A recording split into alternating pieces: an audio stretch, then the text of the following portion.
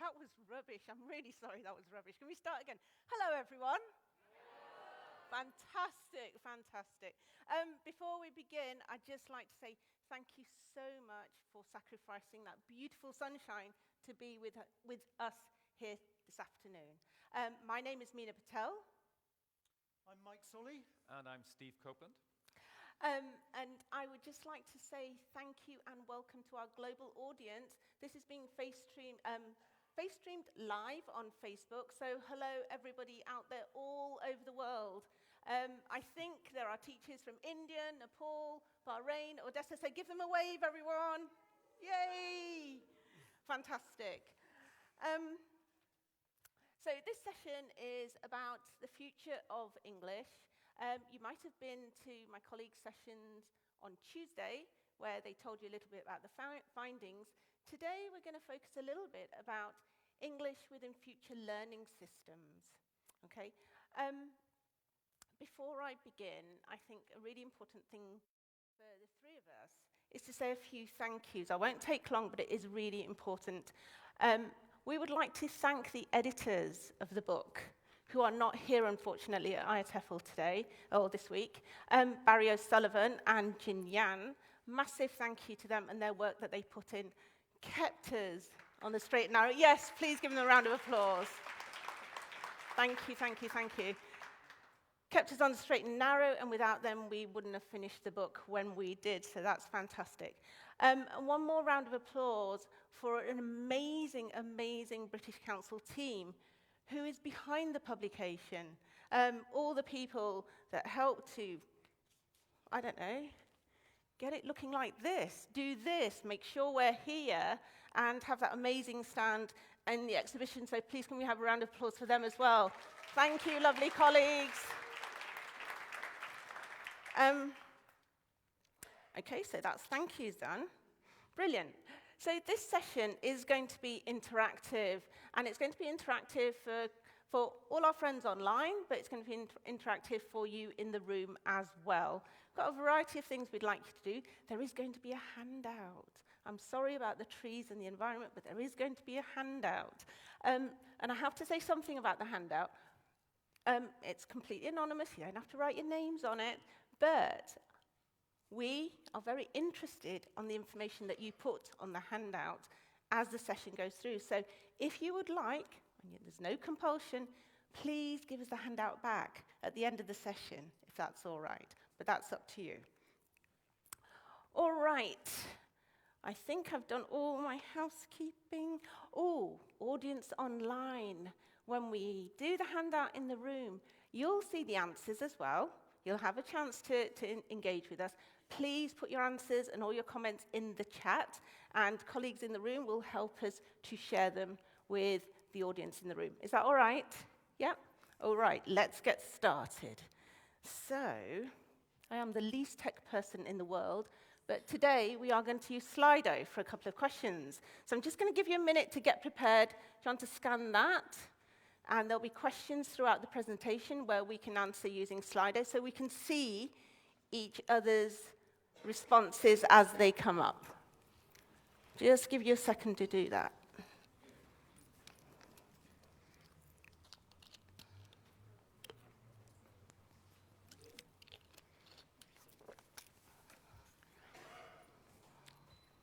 Got it?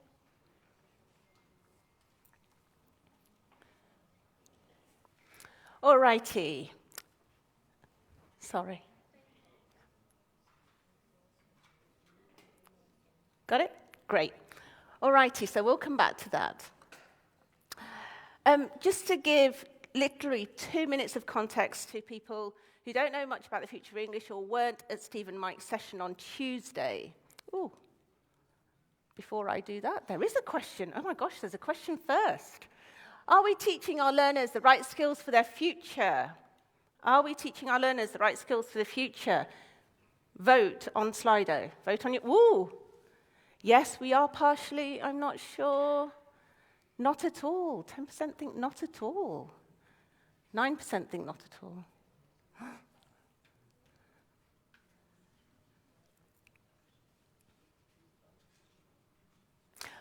All right, so most of us think we are partially, and we'll come back to what you think is missing later on in the session. Mike, do we have anything online from colleagues? We have an interesting challenge. I can tell you, I'm sort of filling this out a bit because I'm waiting for something to come through, but I can tell you we have people joining us at the moment from Ukraine, India, Nepal, Pakistan, Bahrain, Thailand, Poland, lots of other places coming up. And I think I'm going to have to go over to my colleague, Rebecca. Hi, so we've got Bashir from Sudan who's saying yes. We've got a few not sures. We've got Nasser who's saying yes, we are. Alenka saying partially. I think on balance we've probably got partially and not sure online. Okay, thank you very much, everybody, for voting. So, overwhelmingly in this room, we think we're partially doing it. As I said, we'll come back to this. What is it that we should be doing that we're not doing? All right, so this time, just a bit of context for those people who don't know much about the project. We took David Gradol's English Next, published in 2006, as a starting point. We revisited his predictions, tried to see where we were with them, and we thought that we could come out with new predictions. We thought that that might actually happen, but we were completely wrong. What we did come out with was a new set of themes. But within those big themes that we discovered, there are still lots and lots and lots of questions that need answering, and questions that we don't, at the moment, have any answers to. But the 8 areas are there. I'll let you look at them for a moment. I'm not going to read them out.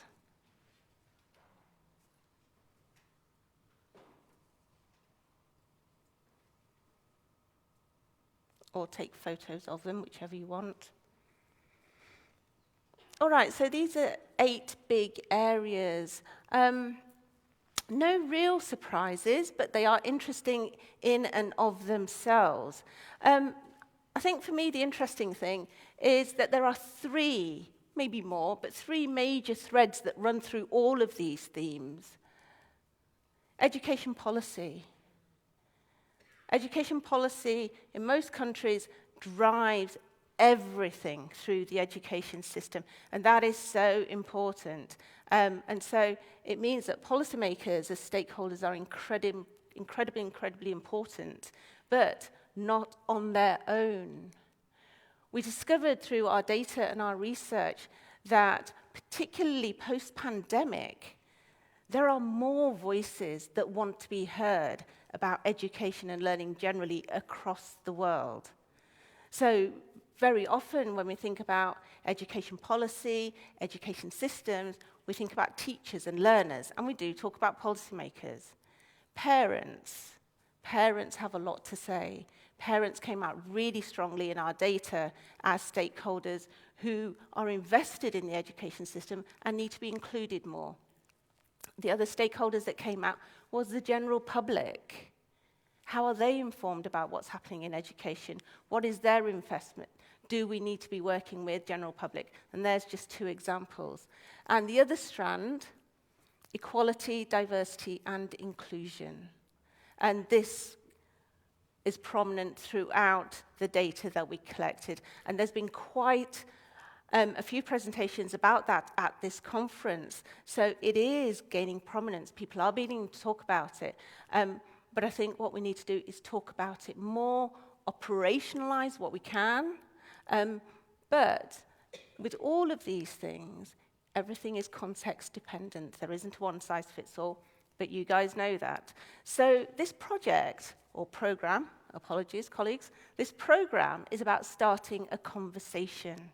We don't have the answers, not all of them yet. We've done quite a lot of research. We've collected a lot of data.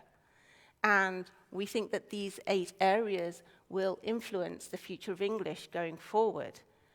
But we do need help, and we do want to work with you in order to continue our work in this area because it has an impact on us all.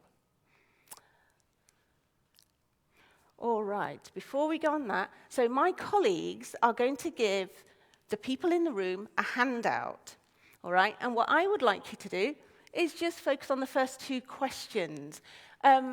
Lovely colleagues online, the questions will be posted in the chat, and therefore just answer in the chat.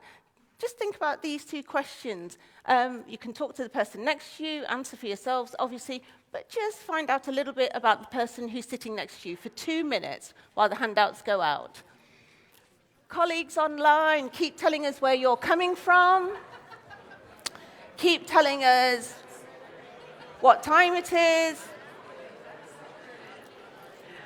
I don't know if you can hear me above all this noise.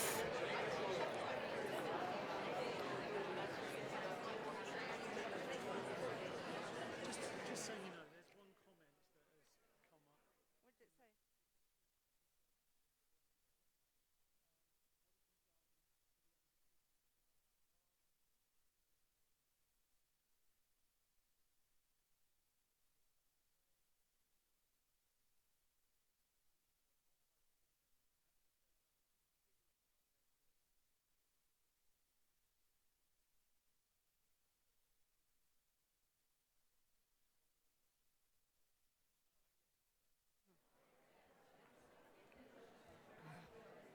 What did it say?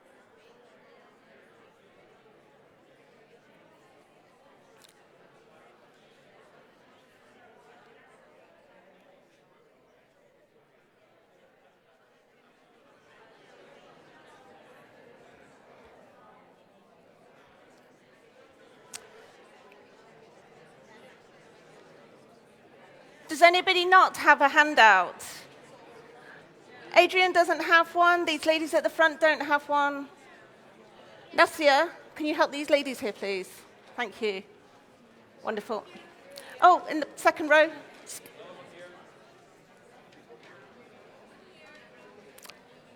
Are there any extra handouts flying around? There we go.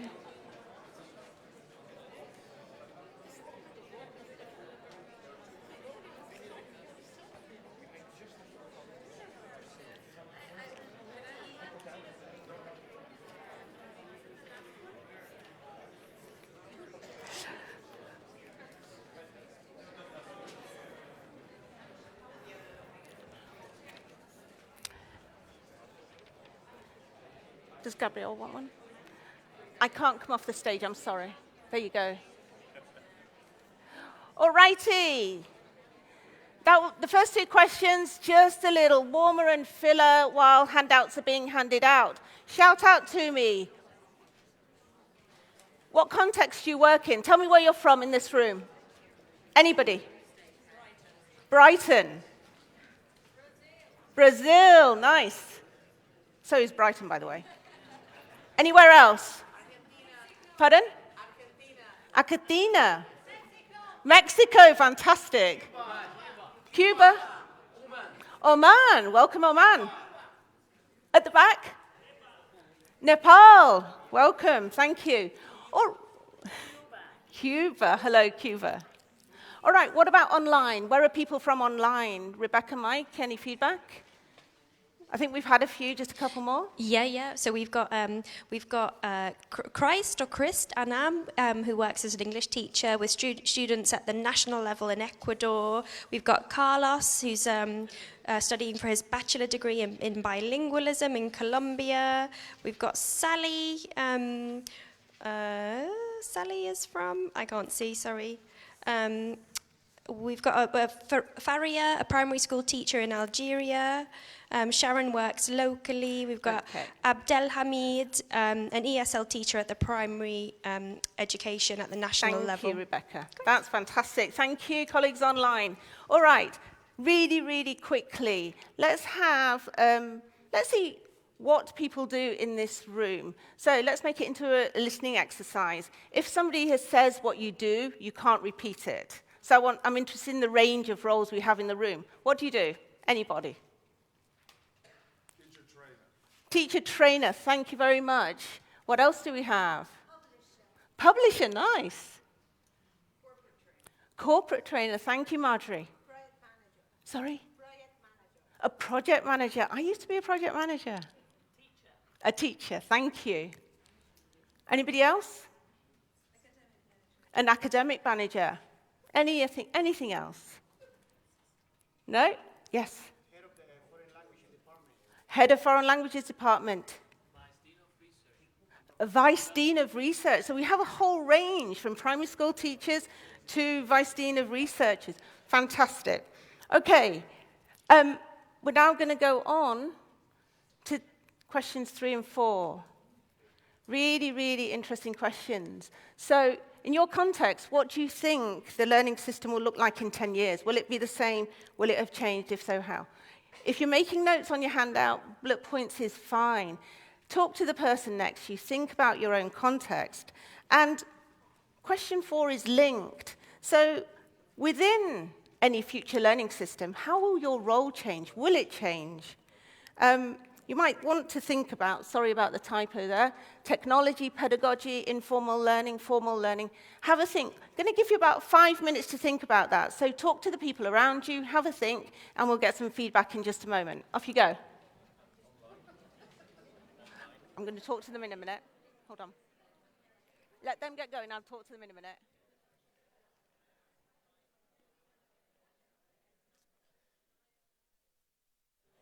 Colleagues online. Colleagues online, if you can hear me, put your answers into the chat and we'll try and get your responses as soon as we can. Thank you very much indeed.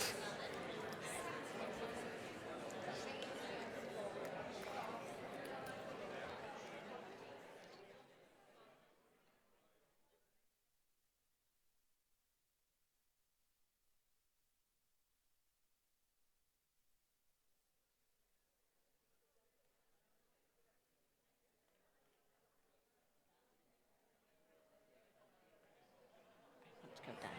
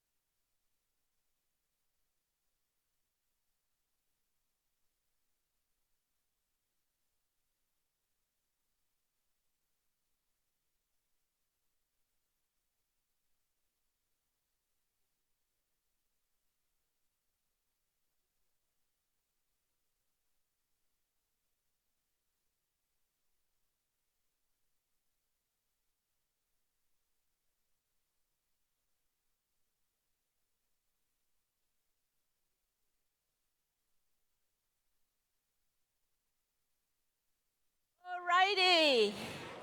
Ladies and gentlemen.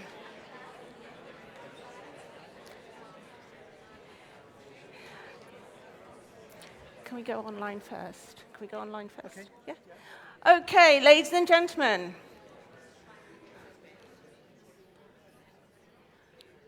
That was very nice noise. Thank you. And before I take feedback from the room, I think Mike's got some feedback from online in answer to these questions. It's actually quite hard to keep up, but there's a couple of randomly. Here's something from Rabina, who says, it will not be the same. Digitization will take over. Virtual learning will be more. There will be more online schools equipped digitally. And Jamila says, the learning system will change due to the new strategies being adopted. Generally, people are saying, yes, it's going to change a lot. Thank you very much, Mike. Thank you, people online. Right, in the room, what do we have? Our learning system's going to change, and if so, how? We've got microphones if you don't want to shout for people at the back as well. Oh, silence. Oh, can we just hand over to this gentleman first? I answered, hopefully. I hope it's going to change in 10 years' time. That we will work with updated digital materials, and that there will be a more learner-centered teaching, also learning, that is based on projects or group-based work, stuff like that. So that's what I hope for. Thank you very much. Can you just tell us where you're based? Netherlands. Netherlands, thank you very much. Thank you, very interesting. Somebody in the middle. Yes, madam. Oh, fantastic. I like that. Teachers will be more independent and students will be more challenging. Very interesting. Thank you. Anybody else? I have my doubts. About? I have about life, but Yeah, and me. And me. What I Welcome mean to is my that, world. my context is suburban schools. Where? And in the province of Buenos Aires in Argentina. And really, I mean, we have torn down schools, very bad. I mean, there are so many aspects to consider that I think that some of them are not quickly going to change for better. Yeah. So then there will be probably a contrast of a discourse in terms of development, but a social reality that is not going to go hand in hand with it. Okay, so things may change. There may be the will, but maybe not in the foreseeable future. Yeah, nice. Thank you. Thank you for bringing that reality to us. Can we go to that gentleman and come back to you in a minute? Is that all right? Oh, I'm so sorry. Sorry. My bad. Go for it. Oh, okay. So yeah, the context I'm working in is live online language teaching. And this is a big thing that AI is going to massively change, because a big chunk of the market is people learning for functional reasons, like I have a job or an interview. And those functional roles are going to be either largely replaced by translation, which will get a lot better, or AI teachers and more self-study directed thing, or not self-study, but the teacher's not a person. So in terms of our jobs as teachers, it becomes much more niche. Yeah. Either you have a very specific, topic, or you're higher level. And then the main beauty of learning language as well for cultural connection, which will be much more important in terms of marketing yourself and your services. Okay, so going from general to more focused teaching. Yeah. Thank you very much indeed. Thank you. Hi. Hi. I think the changing knowledge structure and the changing relationship in teacher and students because of the changing knowledge structure, that is one change I envision. Because when back I was a student, most important skill was to learn and remember as much as possible. Yeah. But for now, the important skill is, because information is accessible on your fingertips. So the more important skill is to identify what information is important. And this is what is shaping the relationship between students and teachers. So that is one change I'd love to see in the future. Okay, great. So access to more information in different ways. Brilliant. And last but not least, can we invite this lady here at the front, Nastia, please? Thank you. I guess my point links slightly to the online teacher who spoke over there somewhere. I teach in Brighton, so it's a native environment. And I find now students can communicate using their technology. So I'm focusing a lot more on the use of language and the differences maybe between two synonyms that the translator might have given them, which one's appropriate and which one's not. Ah, okay. So AI, digital technology, huge impact. We don't have the time today, unfortunately, to delve into all of this, but you can see that the themes that we found are the themes that you're thinking about as well, so not too dissimilar. Not too dissimilar, sorry. Okay, so I'm going to move us on. We've started thinking about future learning systems in your context. We actually began conversations before IATEFL last year in Belfast. And in Belfast, we were lucky enough to get the opinions of many participants about what they thought about the future of English and future learning systems. So I'm just going to share a few snippets of that in this very short video.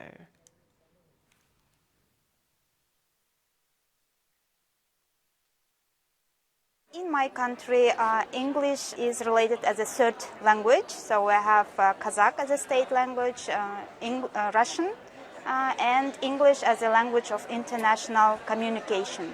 So it opens the door to science, to research for teachers. From students' perspective, it gives opportunity to study abroad, and I think that the future of English is huge, is brilliant, because it will give opportunities to people to study, to live abroad, to learn about foreign literature. Yeah, so, and I think that's great. For example, in Kazakhstan, we study English in primary school, so starting from grade 1. Given that I think one of the biggest issues that English language teaching faces today is inequality of access, I think the future of English has to be to ensure high-quality learning opportunities for all. The teaching of English will develop or will help to develop the 21st century skills. I think as levels of English rise in Europe and around the world, I think multilingual education will become increasingly important. I think it's really important as we move forward, we think about how languages interact, how English is a tool to promote positive communication. It's not about imitating a standard set by native speakers. It's about everyone appropriating the language and using it as a tool for excellent communication. So the conversations or the thoughts that these colleagues are thinking about, the starting age of English in different contexts, English as a tool for communication, not just for the sake of being another language to learn.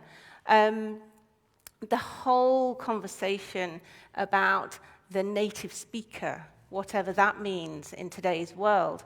So everybody in their context, I think, is having similar conversations. And I think it's about bringing some of those conversations together to help each other improve English in whatever our futures look like. Okay, so I'm going to have a little break here. I'm hoping that people online are still with us. You've told us a little bit about what you think future learning systems will look like in your context. We've heard from colleagues who were at IATEFL last year about what English in the future means for them. What we'd like to do now, Steve, Mike, and myself, is do a very short reading from the book about future learning systems, and these are just our ideas of what a future learning system might look like. Oh, Steve's looking at me because I've forgotten to do something. I'm so sorry. Hold on. That's what I'm supposed to do. So colleagues online can read it as we read it. Future learning systems. What will future learning systems look like? The easy answer is that some will look exactly as they do now, and others may look different.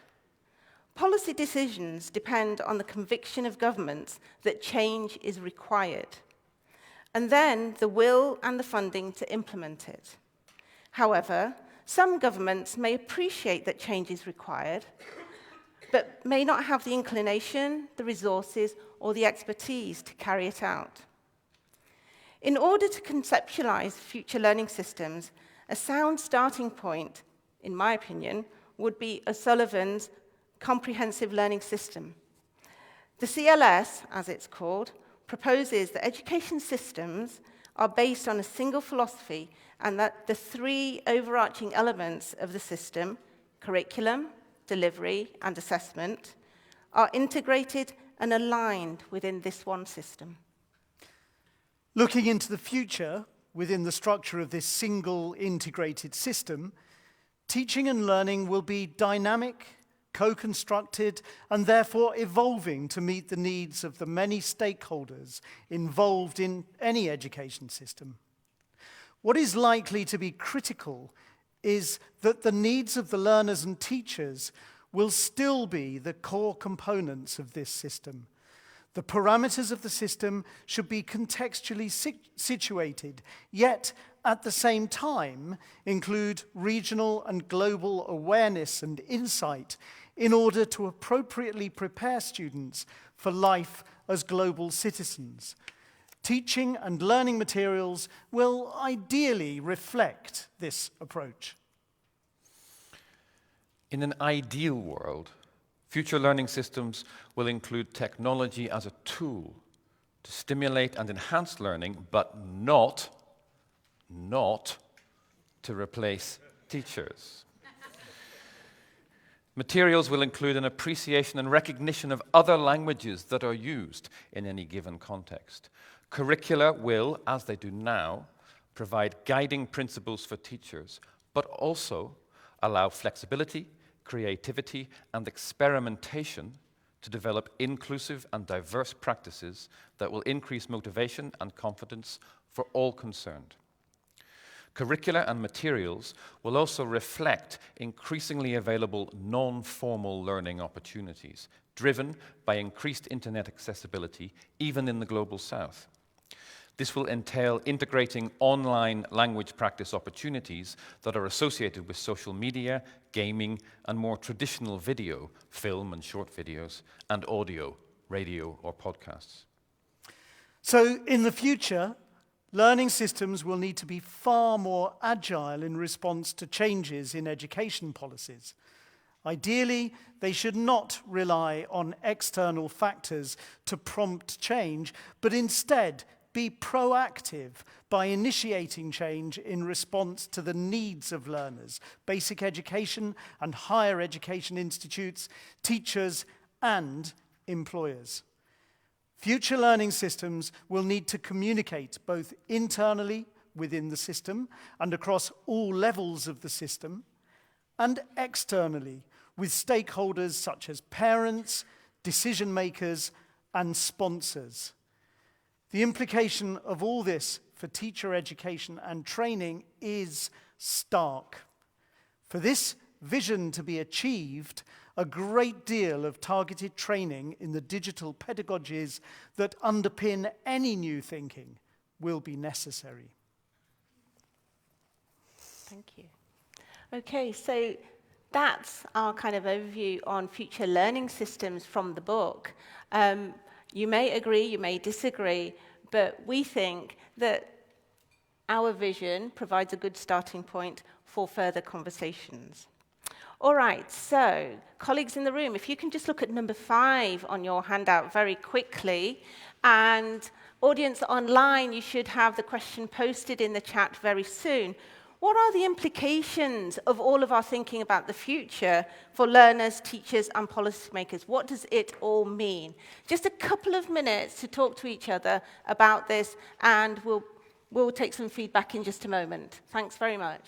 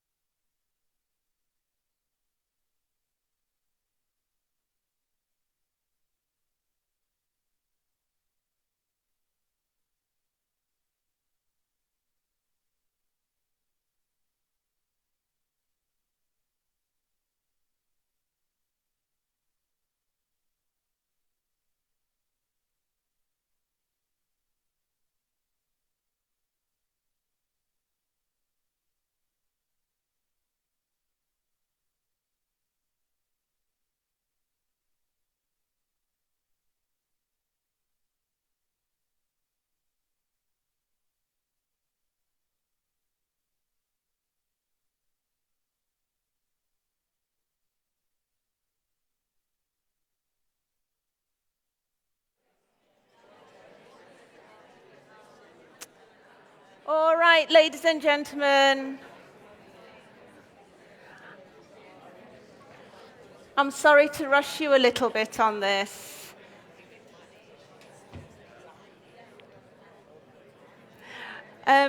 We have some feedback from participants online, which Mike is going to share with us, and then we'll take a couple of comments from the room. Mike, over to you. Well, there are a lot of comments about equity of access, particularly in the age of AI, and so those that have and those that don't. Chris Fry, for example, says, how can we ensure that no one is left behind because they don't have access in some way to learning English? So I think that's clearly a very important area for a lot of people online. Anything else online before I go to the floor? We've also got more this is from Vika, more learner-centered learning, but in terms of integrating digital tools for language learning. There are still lots of challenges around this. Okay. And, sorry, one interesting thing here from Larissa. She says, learning languages for friendship and peace between countries. It's a pity, but there is war in my country in Ukraine now. I think that's a wonderful comment to put. So learning for peace and friendship. Thank you so much. Learning for peace and friendship. The first two comments, equity of access, but then what do you do once you do have that access? Right, onto the floor, a couple of comments, implications. What does it mean? Any of this for teachers, learners, policymakers? I haven't put parents up there, but it could be parents as well. Thank you. We agree here that policymakers will probably not change. Oh, that's sad. That makes me really sad on a sunny afternoon. Policymakers will probably not change. I'm not going to take that with me, I'm sorry. But I accept it. Any other comments? Oh, look, you've got people agreeing with you as well. Any other comments? Adrian, can we have the mic here, please? Thank you. Adrian, say something nice. I just wonder if learning is going to just be implicit in hanging out and doing whatever you do already. Kids just doing what they do and the learning will be there. They're online hanging out. They don't think they're learning English, but they are. You know, and that'll extend further and further into, I don't know, standing at a bus stop or frying an egg or something, and they'll be picking up English. And yeah, the policymakers are bound to be behind. Of course they are. And the parents also behind. And the people that are doing it out in front. And the exams, you know, grasping on at the tailcoats of everybody else. I mean, it's going to move a lot faster than anyone is able to. Thank you, Steve. Are we just going to be hanging out and talking to our mates and learning? We're not going to have to go to school? Or is school still part of it, Adrian? Too slow. Okay. I'm going to have a conversation with you about that. Gabriel, thank you. Can we address the elephant in the classroom? Yes, please. Assessment.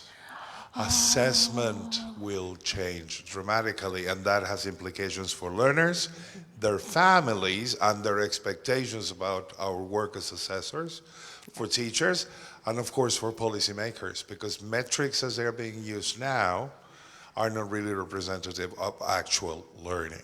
Okay, fantastic. Thank you for making that point. Can I come to you in just a second? Thank you for making that point, but I would disagree with one thing you said. I don't think it's the elephant in the room. I think now, for the first time, people are actually beginning to talk about assessment openly in the way it should be. But thank you for making that point. That's great. We don't have time. I'm being told for one last comment. I'm so sorry, but I will come to you at the end. Going to have to move on. Quick question on Slido. The single biggest change to English language learning and teaching will be in the area of... I'm sorry, I took that away from you. You do the last one, though.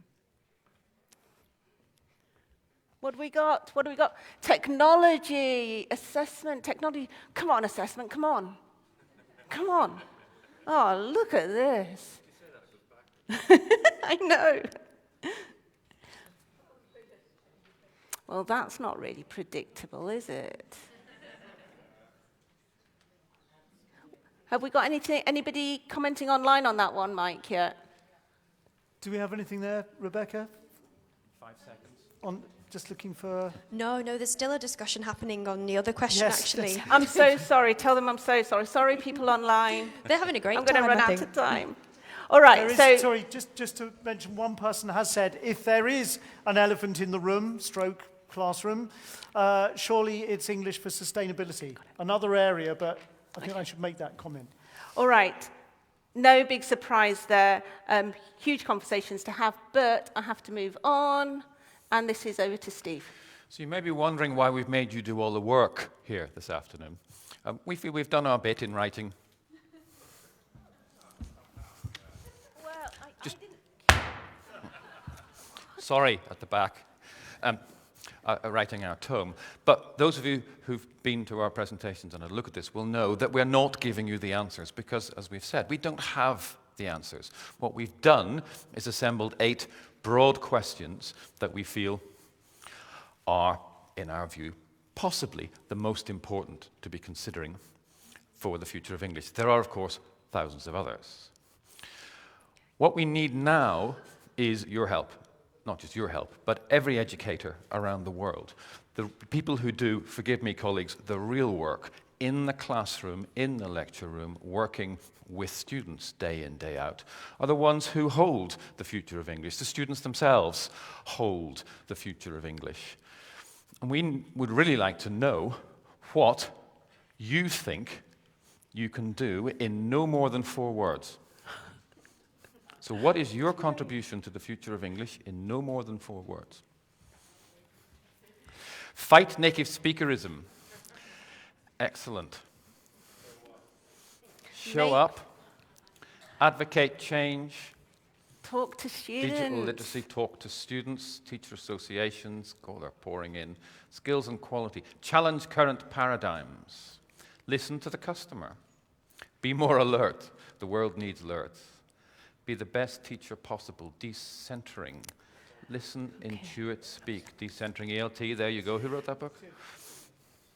Steve, there's quite a few online of decentering ELT. That's clearly an important point.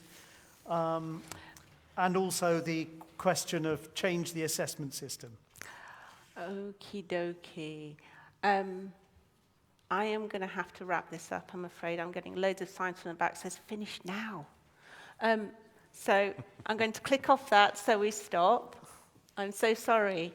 Thank you for all of your comments. There is a survey online for teachers. You can access the book online. I've really, really enjoyed talking with you this afternoon and getting some of your ideas. I look forward to talking more. Thank you so much from me and Mike and Steve. Thank you very much indeed. Bye, everybody online. Thank you for being with us. Say bye. Bye. Thank you for being with us.